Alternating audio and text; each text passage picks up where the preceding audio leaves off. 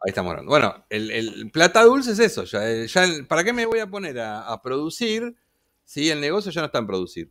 O sea, desacoplo la producción, el capital productivo, el tipo que fabrica el oro, y me dedico a manejar, laburar la guita en una mesa de dinero. Eso todo relacionado con la apertura financiera que promueve la dictadura militar. La mayoría de los Perdón, bancos, sí, la mayoría de los bancos que se... en esa, Sí, en esa misma película muestra que quieren vender eh, la fábrica a, creo que eran o a chinos o algo así, ¿no? Pero mostraban todo el stock en cajas. Y el stock de cajas, dentro de las cajas eran vacíos. O sea, vendían un conjunto de cajas que sería el stock del producto que vendían, lleno de cajas, pero dentro de las cajas no había nada. sí, un poco era el vender, digamos, la Es la cuestión. complicidad de la burguesía argentina, es la complicidad de la burguesía argentina ante esto. Para mí es lo que quiere reflejar. Sí, sí, bueno, justamente el mensaje es ese. No, la película me parece a mí es brillante, me parece la mejor película del Brillante. cine nacional en una época muy especial, ¿no? Pero bueno, ese modelo de... Nosotros podemos estar satisfechos de que se ha juzgado a las juntas militares, de que se ha condenado a los que participaron en crímenes. Ahora, el modelo de valorización financiera es el modelo que sigue hasta el día de hoy, en general. O sea, de ese industricidio que comenzó en la década del 70 y que después se volvió nuevamente o se volvió a realizar fuertemente a partir sobre todo de la década del 90 del menemismo. Bueno, es producto todo de una misma línea histórica, de un mismo modelo económico. O sea, y es un modelo que justamente, o sea, gran parte de los problemas, creo yo, que tenemos hoy como nación, son parte de esa cuestión. O sea, son parte de ese modelo de valorización financiera. El mundo cambió, sí, es verdad, el mundo cambió y no sé si podría pensar en un modelo de sustitución de importaciones como hace 80 años atrás. Pero sí es verdad que ese esquema que hoy en día se plantea, el esquema de valorización financiera, donde el capital financiero está desacoplado del capital productivo, es el que nos heredamos de ese momento. O sea, por eso yo siempre digo, cuando nosotros hablamos de la dictadura y hablamos de los desaparecidos, lo tenemos que ver como no como un fin, sino como un medio, porque el fin era en realidad eh, reformatear a Argentina de acuerdo a ese nuevo modelo mundial que implanta la globalización, sobre todo a partir de la década del 70 para acá. O sea, no es que, o sea, los desaparecidos, los perseguidos, la supresión de derechos laborables. Bueno, ustedes a lo mejor saben que esta semana se cumplieron 50 años de la sanción de la ley de convenciones de contrato de trabajo, la famosa ley Norberto Centeno. No sé si alguno sabe quién fue Norberto Centeno. Norberto Centeno era el apoderado de la CGT que craneó la ley de contratos de trabajo, que está la 2744, que era la ley a través de la cual se legitimaron la mayoría de los convenios colectivos de trabajo.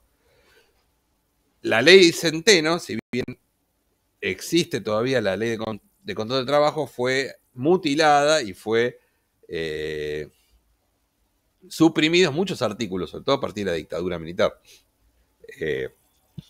Era parte justamente de eso, de terminar con ese modelo industrialista, ese modelo que había dejado, sobre todo había fortalecido mucho el peronismo, y era lo que quería tirar abajo.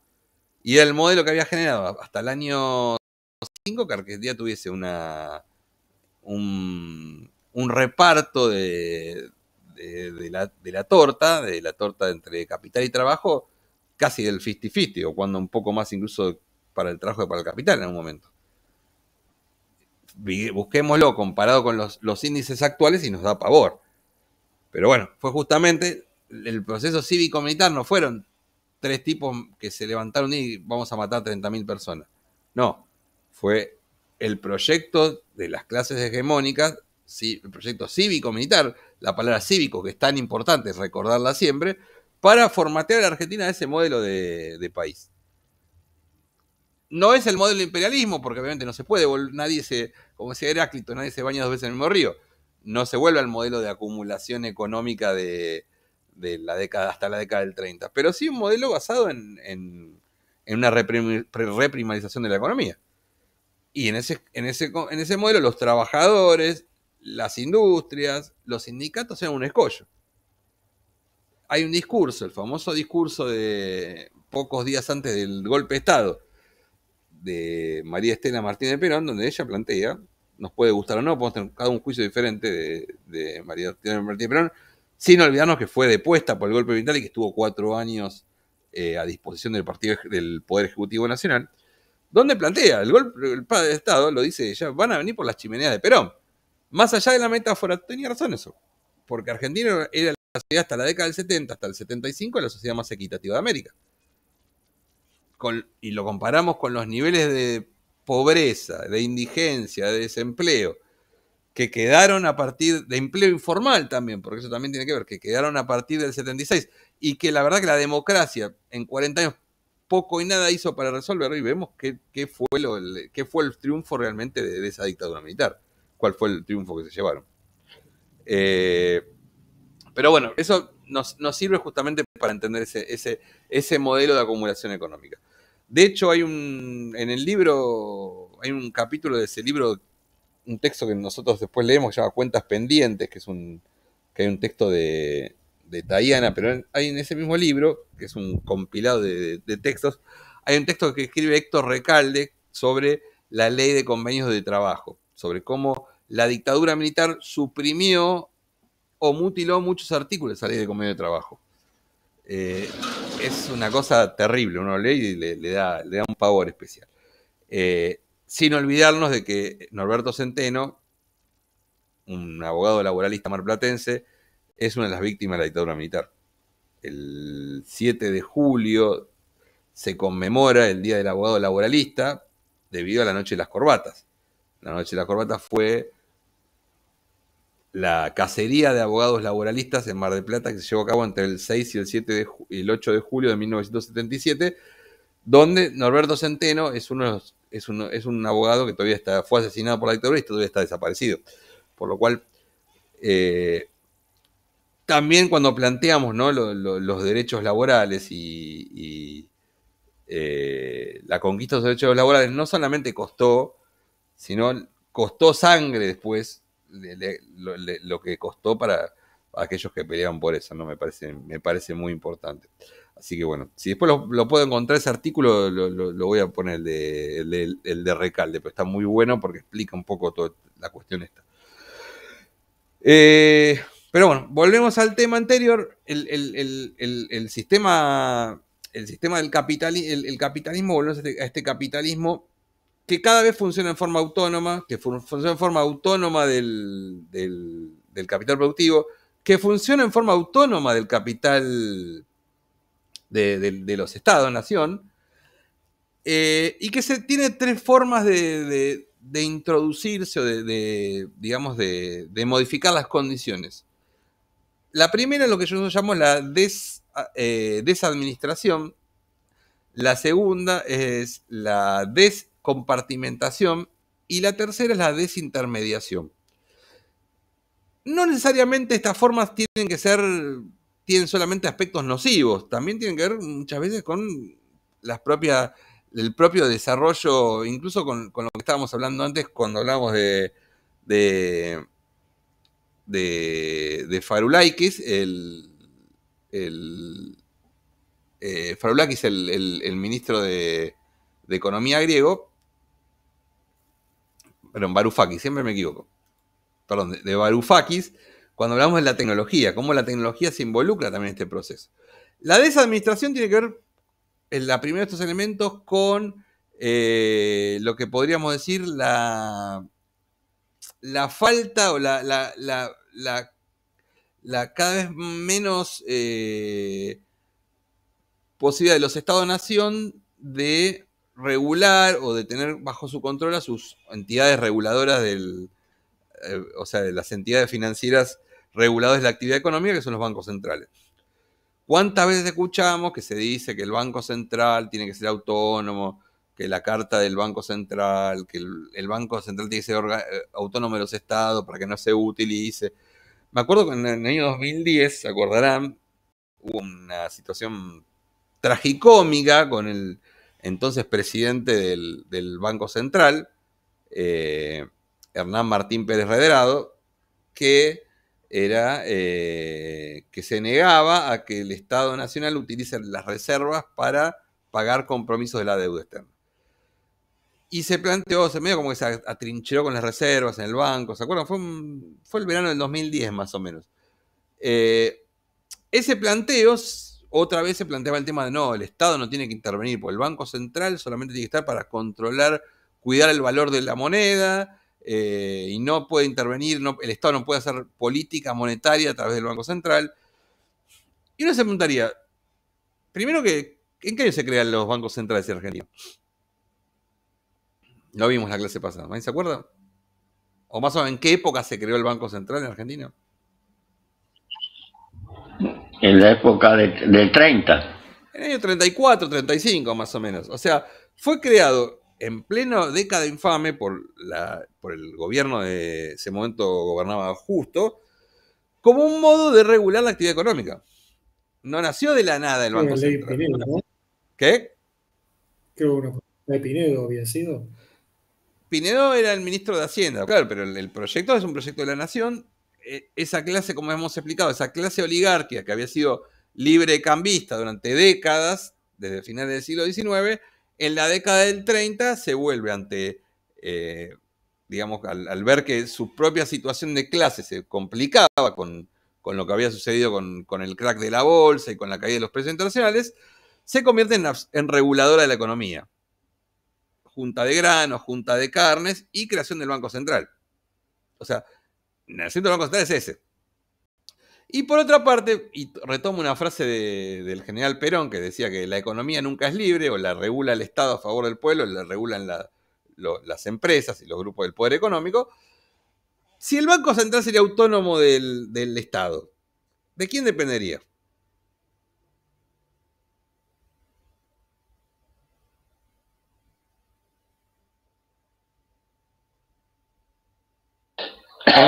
De los grandes capitales, de los bancos. De los bancos, o De sea, los bancos. no sería autónomo. O sea, les molesta que sea autónomo en todo caso del Estado Nacional. No importa el signo político. No les molesta que sea dependiente de los bancos, que serían justamente los que lo regularían. O sea, ese es un tema interesante. Y esa discusión que acá por ahí se da un poco más álgida, se da en todo el mundo en general. La tiene Brasil, la tiene Lula también, la tienen en diferentes países.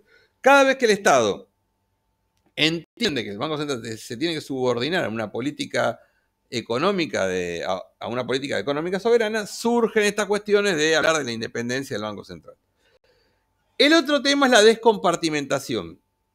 Esto de la descompartimentación es que se modificó, digamos, hoy las formas que se tienen de generar activos financieros no son las que se tenían hace 50 años atrás. Hace 50 años atrás, o 20, 30, 40 años atrás, uno, ¿qué quería? No sé, iba al banco y ponía un plazo fijo o le daban una libreta de ahorro y bueno, ponía la plata a trabajar en el banco, en todo caso, esa plata, si el banco te pagaba un interés que era inferior al interés que le cobraba a alguien que necesitaba esa plata para un crédito hipotecario, para un crédito para el consumo o para un crédito para industrializarse. Bueno, eso hoy cambió. Hoy hablamos de tenés renta fija, renta variable, tenés seguro, fondos de pensión, fondos de inversión, tenés un montón de formas de económicas en la cual la plata vos podés tener un mes en un lugar, en renta variable, después la pones en comprar, no sé, plazo fijo UVA. O sea, las variantes de economía, la cantidad de instrumentos que tiene el capital financiero son mucho mayores que los que había hace 40 años atrás. Y es parte de la autonomía del capital financiero. Cuanto más instrumentos tiene, más posibilidad tiene de potenciarse en forma autónoma sin control. Compras letras del tesoro, no sé, diferentes modos. Yo no tengo muy idea, pero hay gente que seguramente todos tenemos algún amigo que se piensa que, no sé, que es Gordon Gekko o que es la gente de bolsa y que permanentemente está... no, te conviene comprar esto, te conviene comprar dólar MEP, te conviene vender el dólar MEP, comprar renta variable. O sea, todo eso es una instrumentación bastante novedosa dentro de lo que es el sistema capitalista. Y tiene que ver con el protagonismo que fue adquiriendo el capital financiero. Y la tercera, que es la desintermediación, que hoy lo vemos muy eso presente. ¿Quién era el intermediario histórico en el capital financiero? ¿Quién era?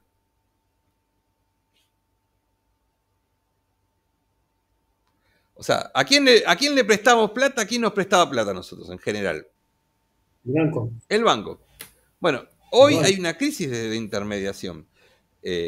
Hoy una gran discusión que se está dando, no me voy a poner a defender a ninguno de los dos, por supuesto, pero es la que se está dando, por ejemplo, entre Mercado Libre y los bancos, porque justamente cada uno avanza sobre potestades que tenía el otro. Hay una tensión permanente. Hay incluso hasta un discurso gubernamental que, si ustedes lo escuchan, permanentemente le pega a los bancos, algo bastante novedoso, y defiende la posición de Mercado Libre. Hay toda una discusión de poder, estamos discutiendo del poder acá, ¿no? Y la gente, en general, hoy mucha gente tiene una apertura al mercado financiero sin necesidad de pasar por ese intermediario que era el banco. Sobre todo en lo que se llama, en lo que es la economía popular. O sea, nosotros podemos decir, ahora yo de Galperino tengo la mejor de las opiniones, de Mercado Libre no, ahora. La economía, hoy lo que llamamos la economía popular, la economía informal, o sea, que se suele llamar, que en general se lo plantea como que fuera un segmento aparte y no como que fuera parte del mismo sistema económico. Ustedes van a comprar, mañana le compran, no sé, bajan en una plaza y quieren comprarle al mantero 3 paltas por 1.000 pesos. Y no traje plata. Y el mantero seguramente, o van a... Salen de la cancha de Boca, como el sábado después de que perdimos, medio bajón, y te querés comprar un sándwich de bondiola a la puerta.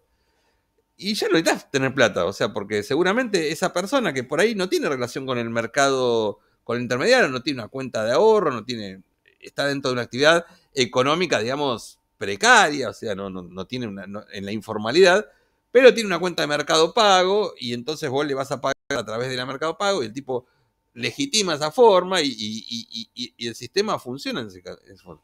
O sea, la desintermediación lleva a que ya no es necesario, por un lado no es necesario el billete fijo como era no hace 100 años, hace 5 años.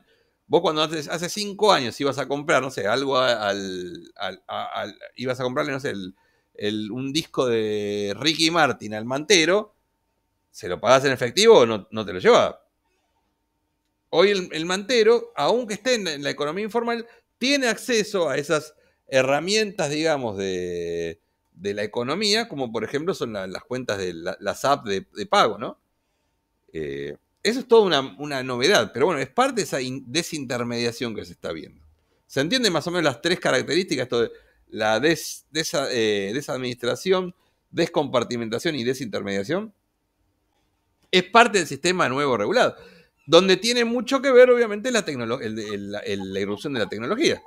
Porque si yo no tengo un celular con la app de Mercado Pago, yo no tengo Mercado Pago, pero bueno, es una excepción, pero es porque le tengo bronca a Galperín, pero entonces la tecnología ha permitido justamente ese tipo de desarrollo.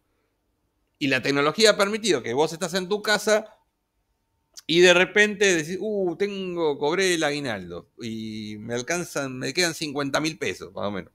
Qué suerte, a esta altura del mes que te queden 50.000 pesos, Dice, bueno, tengo las opciones y puedo otra vez, necesito ir a un banco o ponerlo o comprar dólar MEP, o ponerlo en un plazo fijo, O ponerlo a trabajar incluso en una de esas apps que te dan intereses. O sea, es toda una nueva forma que no existía hace 50 años o hace 30 años siquiera. O sea, ¿quién pensaba hace 20 años que podías ahorrar plata si no ibas por el banco y ibas al cajero y el cajero de hecho te hacía el recibo o pagabas a través de un cheque? Bueno, todo eso ya hoy está cambiando. Es parte de la transformación. ¿Democratiza? Y podemos discutirlo, qué sé yo. Porque es como todo, ¿no? La idea no es tampoco ver como que todo es malo, todo es nefasto.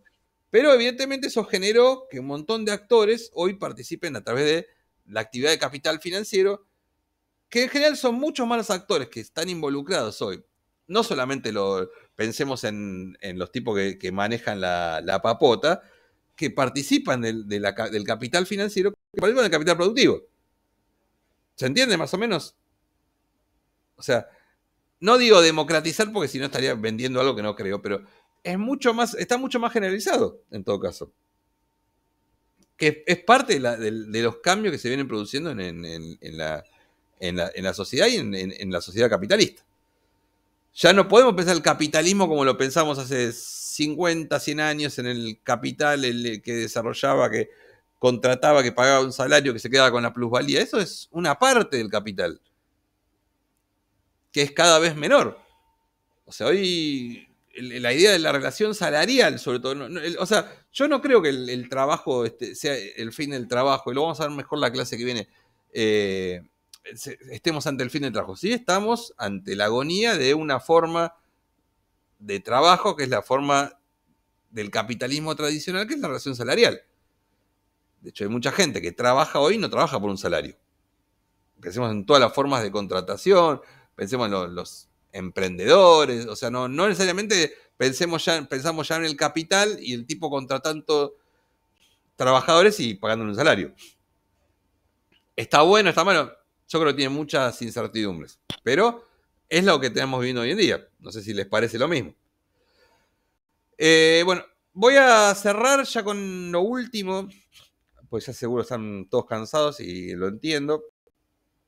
Sobre una cuestión que la empezamos a hablar la clase pasada y no la terminamos de hablar. Que es la cuestión de... La clase pasada, ¿se acuerdan de las multinacionales? Y yo les dije que en este estadio de la humanidad, en esta etapa de la globalización, ya no hablamos de estados tanto y tampoco hablamos de multinacionales, sino que hablamos de transnacionales. Hablamos de grupos económicos transnacionales en general, que pueden estar volcados al capitalismo financiero o, en algunos casos, al capitalismo productivo. ¿Cuál es la diferencia entre un grupo económico transnacional y un grupo económico y una multinacional?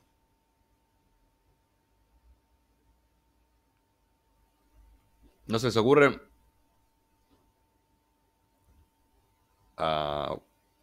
El grupo económico, la diferencia es que el grupo económico multinacional, si bien es una empresa privada que puede tener incidencia y inversiones en diferentes países, sí tiene una cabeza local. O sea, nosotros cuando hablamos de la General Motors la seguimos asociando a Estados Unidos. Cuando hablamos de Volkswagen, o Mercedes-Benz, hablamos de Alemania. Cuando hablamos de Peugeot, hablamos de una empresa, un campeón nacional, como se suele llamar, en Francia.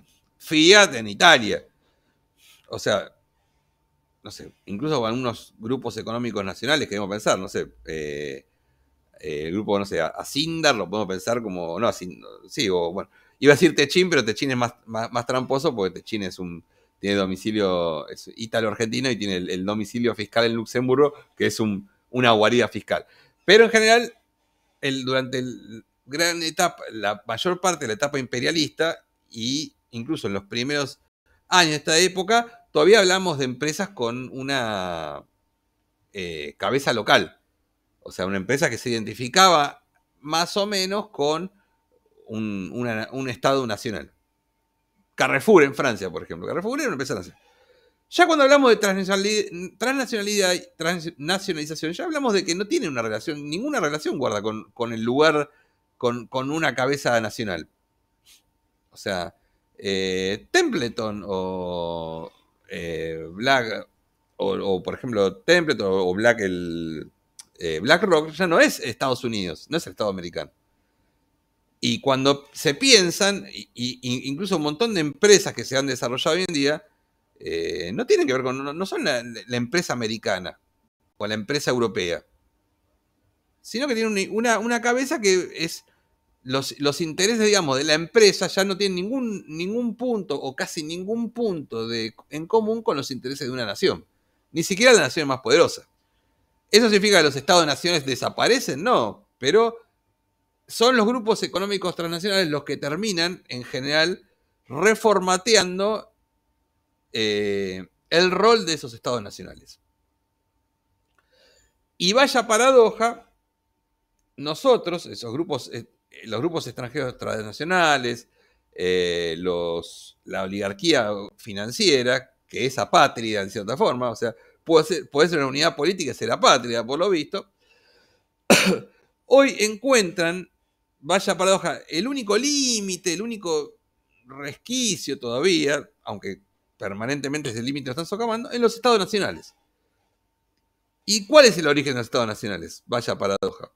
Los estados nacionales, nosotros sabiendo que no es otra forma que estados construidos en la Europa de la modernidad, o sea, cuando Europa se convierte en el centro del mundo conocido, y desarrolla un dominio sobre todo el mundo y consolida esa unidad política que es el Estado Nacional.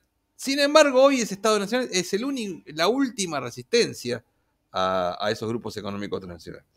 Y pongo un ejemplo de un tipo que por ahí les cae bien o mal, probablemente les cae peor que bien, que es el de Trump. Trump, más allá de que no creo como otros que sea peronista o que sea un nacionalismo que tiende puentes, sino que es parte del nacionalismo imperialista norteamericano, en muchos aspectos terminó siendo o intentando resistir al avance de la política global y financiera.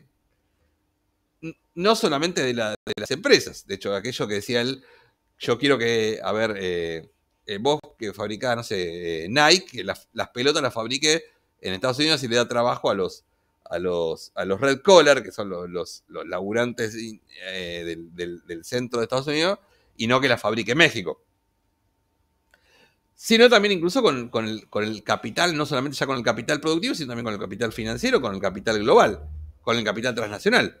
De hecho, Trump, con la antigua conducción de Twitter, se acuerda que tuvo un problema, incluso le habían bloqueado la cuenta, porque él tenía esas cuestiones de enfrentamientos. Lo vemos ahora, ya no es Twitter, es X, el señor Elon Musk, el problema que tuvo, ¿dónde? ¿Cuál fue el último problema conocido de Musk? Brasil. En Brasil. En Brasil un fallo no es el gobierno, es la Corte Suprema. Primero fue un juez de una instancia inferior. Después la Corte Suprema dijo que le intenta poner una restricción, un freno a X.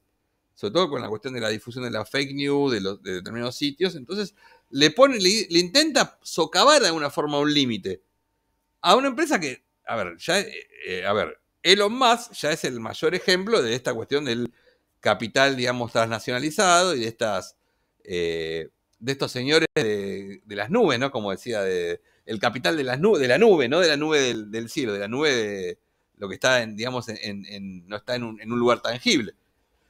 Quizás es el mayor elemento, ¿no? Ya ni siquiera es Elon Musk, ni siquiera es el tipo que decís, bueno, es un... no es General Motors.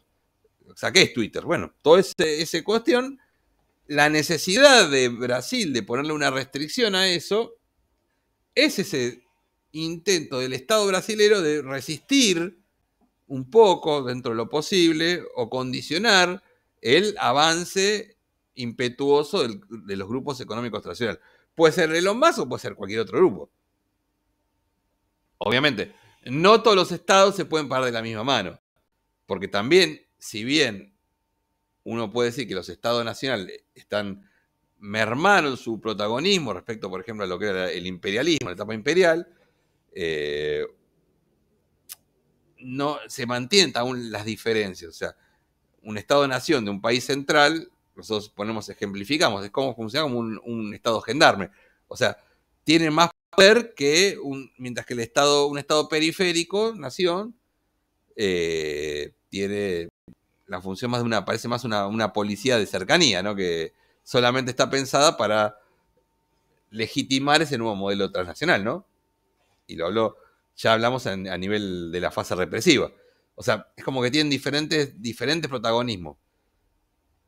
Pueden negociar con los grupos económicos transnacionales, pueden enfrentar grupos económicos transnacionales, pueden tener una etapa de negociación, una etapa de enfrentamiento, pero está en esa tensión permanente todavía. Cuando, la verdad, más allá de los diferentes países, cuando ya cedan definitivamente, creo que ya ahí estamos en una situación de abulia. Porque ya el poder del capitalismo financiero habrá conseguido no tener centro. O sea, no tiene un lugar visible donde lo puedes buscar. O sea, creo que los estados-nación siguen siendo el elemento de resistencia antes. Los estados-nación, cuando aplican su soberanía, y no cuando andan, digamos, arrodillados, siguen siendo el último elemento de resistencia. Todo lo demás que queda, no es. Porque ¿qué otra cuestión nos queda hoy que sea una resistencia frente a esos lugares? Por eso, y sobre todo en los países periféricos, o mal llamados periféricos, o como puede ser el nuestro, es tan importante el Estado. Y es tan importante defender al Estado. Y es tan importante no comerse el canto de sirena de los que te decía en su momento que, tipo Holloway, que decía, no, porque no hay que luchar por el poder, porque justamente hay que combatir el poder. No, lo que tenés que hacer es tomar el Estado y desde el Estado intentar frenar ese avance de los grupos económicos transnacionales. Por ahí pierdes, sí, por ahí perdés, pero si no, si te entregás, no te queda otra. Más en un sistema donde vemos que aquellos estados que mantengan cierta cuestión son los que van a poder de alguna forma luchar. O sea, si vos no defendés tu soberanía, si vos no reivindicás tus sistemas de defensa, que eso también es una cuestión, ¿no? Nos cuesta mucho. Tuvimos una dictadura sanguinaria, pero si no reivindicamos un rol de la defensa nacional, si no reivindicamos nuestros recursos naturales, si no reivindicamos un montón de cuestiones, y nos van a llevar puestos. Vamos a hacer Haití. Y lo lamento por los haitianos. Teniendo otros recursos. Pero bueno, el rol de los estados es importante. Si el Estado va a ser un Estado soberano, solamente va a ser un Estado de policía, hablo por los estados mal llamados periféricos, o solamente de policía de represiva, bueno, eso es lo que vamos a estar discutiendo en los próximos años, creo. Bueno, de mi parte ya está. Así que si quieren agregar algo más es el momento y si no, nos veremos el lunes que viene. Ah, una cuestión. Esto está en el texto de Marcelo, que está el link, lo linkean en el campus, que se llama Combatiendo al Capital, que fue el primer libro que escribió Marcelo ya por 2010. Marcelo siempre dice, ese libro lo tengo que reescribir porque hay muchas cosas que en su momento las pensaba y hoy las pienso diferentes. Pero bueno, está igual el libro, esto está bastante explicado. Si bien, reitero, es un libro de 2010, del 2010 al 2024 también hemos tenido un montón de cambios, ¿no?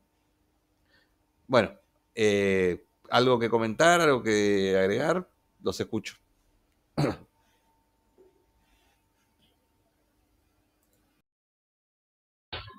Yo tengo, digamos, recién estuviste hablando de Elon Musk y Twitter y todo esto. Si bien aparece como algo tremendamente poderoso que intenta moldear subjetividades y todo lo que sea fake news y bueno, todo eso, veo que de otra manera también es muy débil esa tecnología, esas aplicaciones. El caso, por ejemplo, el caso de Brasil, que al final hoy salió que en el diario, en la computadora lo vi, que llegaron a un acuerdo acerca de determinados contenidos que podían mostrar. En Venezuela está prohibido, o sea, está absolutamente prohibido la red X. En Rusia en guerra está prohibido. No se necesitan misiles ni nada extraño, sino se necesita tecnología y conocimiento para y poderío, por supuesto, un poderío económico para obstruir las señales, porque no dejan de ser señales de comunicación. Por lo tanto, por un lado, es tremendamente poderosa estas redes, digo X como prototipo, pero también tienen su enorme debilidad. Y como consecuencia de esto, lo que yo te contaba, lo de Brasil, que lo vi hoy, ¿no? Lo leí hoy. Llegaron a un acuerdo.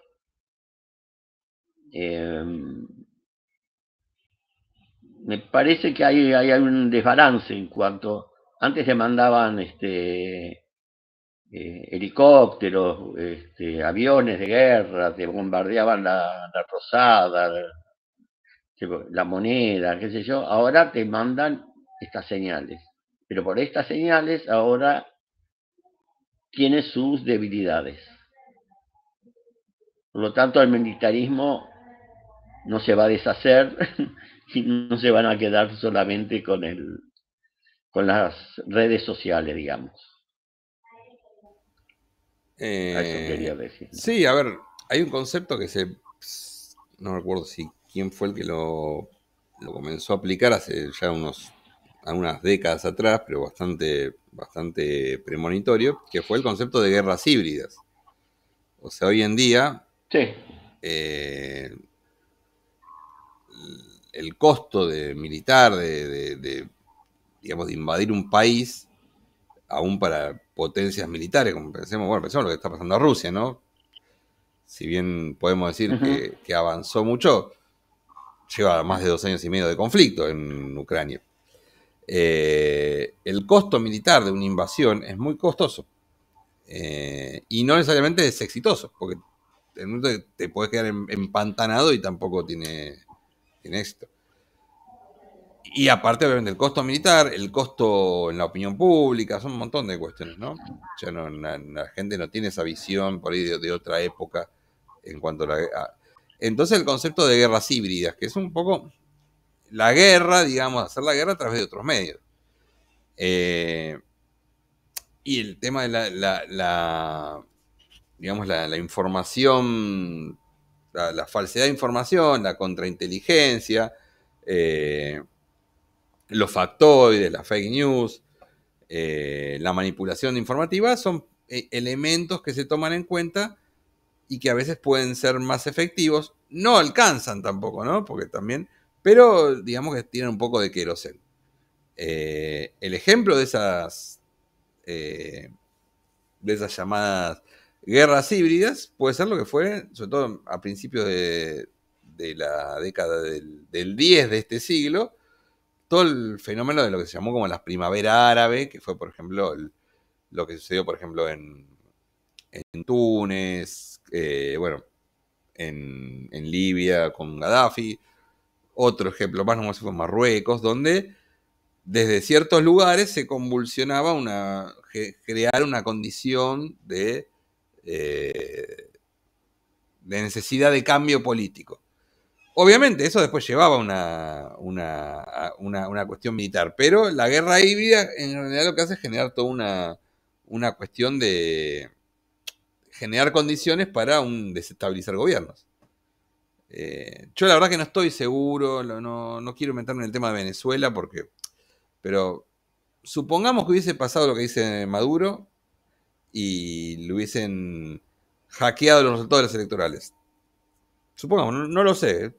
Bueno, sabés que eso, probablemente Maduro no va a reconocer, la oposición va a decir que tiene otros votos, y vas a generar un clima de inestabilidad social, de quilombo, que eso te puede generar para debilitar un gobierno.